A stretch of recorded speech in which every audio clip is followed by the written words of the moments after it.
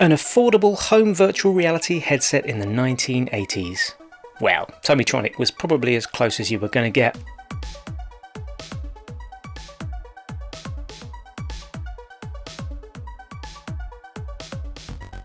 The Tomytronic range of battery-operated 3D handheld games came to market in 1983. There were 7 games available in the range, 5 of which I'll be featuring in this retrospective. The other 2, Jungle Fighter and Sherman Attack, were only officially available in Japan, and as such are much rarer and harder to find. All Tomytronic 3D games were played by peering into the twin viewfinders like a pair of binoculars, and just like binoculars, they each came with a handy neck strap for resting between play sessions. 2 internal LCD panels, one for each eye, produced a convincing 3D effect and were lit through a translucent panel on the top of the machine, requiring an ambient light source from your surroundings to light up the game. Sounds inconvenient, but it was surprisingly effective and really helped extend the battery life. Gameplay was controlled using top-mounted buttons. This could be challenging at first, as you'd have to feel your way around the buttons during play, but the awkwardness would soon pass as you became more accustomed to the button placement. A power on-off button was also included, and if you were playing in company, the sound could be muted using the sound on-off switch. Back in 1983 at age 9, I was lucky enough to own 3 Tomytronic machines. During a family shopping trip to a department store, the name of which escapes me now, we were able to try out the Sky Attack game. They were being sold at half price, so my mum was pretty easily convinced that buying one was a good idea. And in a fantastic turn of luck, she then offered to buy me the Thundering Turbos game as well, seeing as they were half price after all. Needless to say, I felt extremely lucky that day.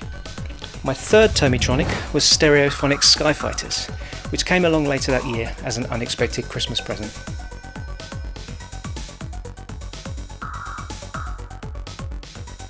In Thundering Turbos, you move your car between 3 lanes of a racetrack, avoiding other cars as you overtake them. You gain a point for each car you overtake, and lose a point if a car overtakes you. You control your speed by pressing and releasing the accelerator button.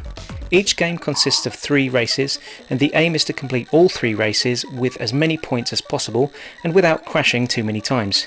You get 3 lives per race, so crashing more than twice during a single race ends the game. After you've covered a set distance, the chevrons to the left of the track increase in length to signify that the race is almost over. Bonus points are awarded after completing each race, and the number of cars on the track increases with each successive race. The game stores the highest score to memory even if it's powered off, although this is erased if the batteries are removed. The highest score is displayed on screen if you hold down the accelerator button at the start of a game. In Sky Attack, you move your space tank left and right, shooting at incoming enemy spaceships, whilst dodging their laser fire. You're awarded 5 points for each ship destroyed. When you've gained 100 points, a bonus level is triggered. 4 fast-moving ships will fly by one and take a shot at you. You earn a 50-point bonus for each of these ships successfully destroyed. The game ends if you lose all 3 of your space tanks to enemy fire. There are 7 rounds, each ending with its own bonus round, and the difficulty ramps up each time, meaning more, faster ships and more enemy lasers to dodge. Shark Attack is actually a very close clone of Sky Attack, with similar gameplay and identical sound effects. In this game you control a diver with a harpoon gun. Sharks appear at the bottom of the screen and have to be shot with a harpoon before they reach the far end of the play area. Any sharks missed will swim back up the top of the screen and must be dodged to avoid losing one of your 3 lives. You get 5 points for each shark killed, and just like Sky Attack, there are 7 rounds, with a bonus round at the end of each, featuring 4 fast-moving sharks that award 50 bonus points if shot successfully, and the difficulty levels increase after each round. Planet Zeon is slightly more challenging than the other games. Your ship moves clockwise and anti-clockwise when the left and right buttons are pressed, which sometimes causes confusion. Incoming ships at the top of the play area can be shot for points and dodged to avoid collisions, which result in the loss of one of your 4 lives. Although they don't shoot at you, dodging them can be challenging. The blue tankers roll towards you at the bottom of the play area and should be dodged, but can also be shot to top up your fuel levels. Meteors also fly towards you at the bottom, and these must also be dodged. If fuel levels are running too low, a fuel warning appears under your score and you hear your ship's engine begin to stall. After a while you'll enter a hyperspace sequence which signifies flight to a different area of space, and the planetary background graphics will change representing those different areas. There are apparently 5 of these areas to travel through, but I've only ever reached the 3rd.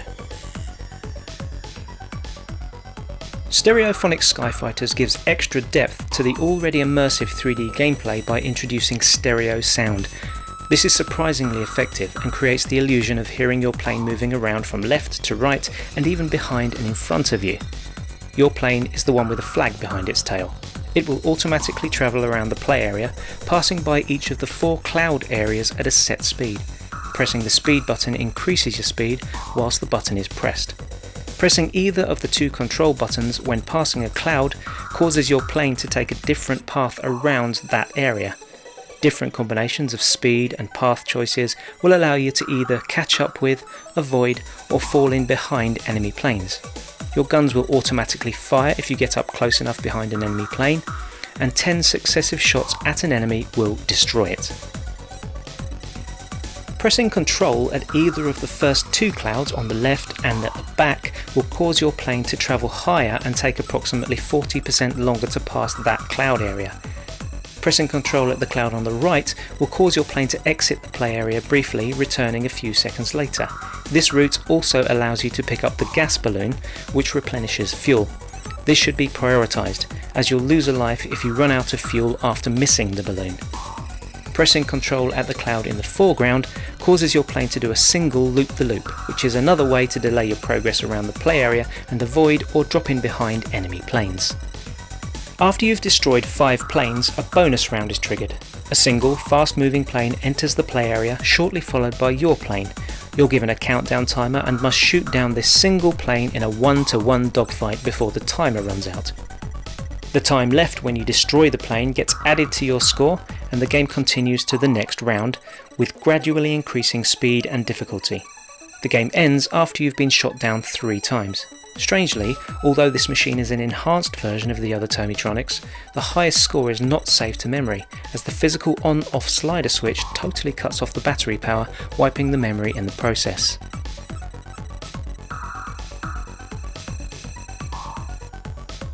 The machines I've featured here in this video were bought on eBay a number of years ago. Now, unlike a lot of my old games, I did not throw away or sell my Tomytronics. My original 3 machines ended up being stolen from me by someone at school. Now, we'd regularly swap games over the weekends, returning them to each other on the Monday mornings. And on this one occasion, he borrowed all 3 of my Tomytronics and lent me a crappy mechanical driving game, Tomy Racing Cockpit.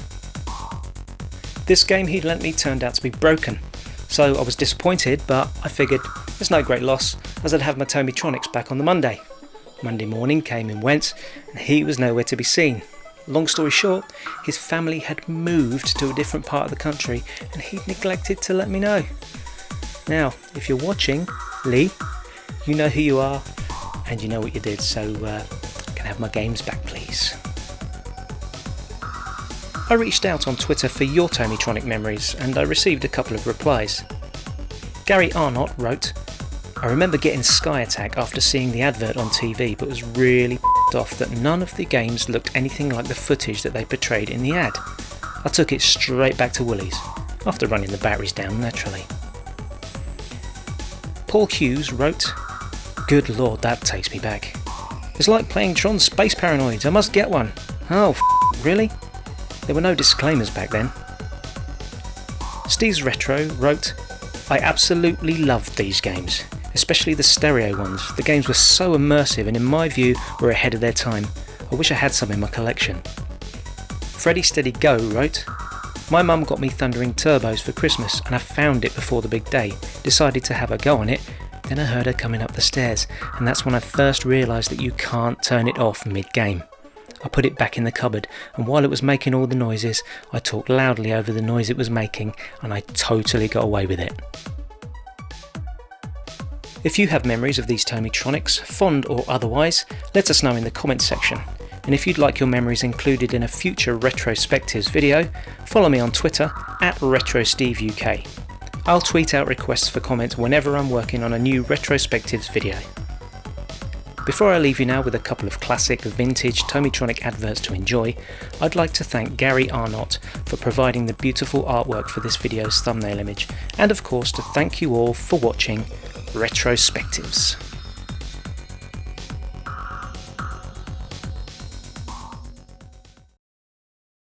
The astonishing Tomytronic 3D games. 3D thundering turbos. Only the most courageous driver can win. And 3D sky attack. Invading UFOs threaten to destroy a planet. They must be stopped.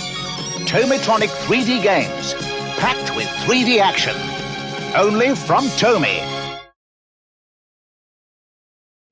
Now, in the astonishing Tomytronic 3D game series comes 3D action with stereo sound. Stereophonic Skyfighters. The sound is all around you in a battle of skill and nerve between fighter planes. And so is the enemy. Tomytronic Skyfighters. 3D action with stereo sound. Only from Tomy. When you look into a Tomytronic 3D electronic game, you look into a world of depth, a world of dimension. The Tomytronic 3D Sky Attack. The Tomytronic 3D Thundering Turbo. The Tomytronic 3D Planet Zeon. Each 3D game is sold separately, and each is a marvel of advanced technology. Look into the Tomytronic 3D electronic games, and you'll see something you've never seen before.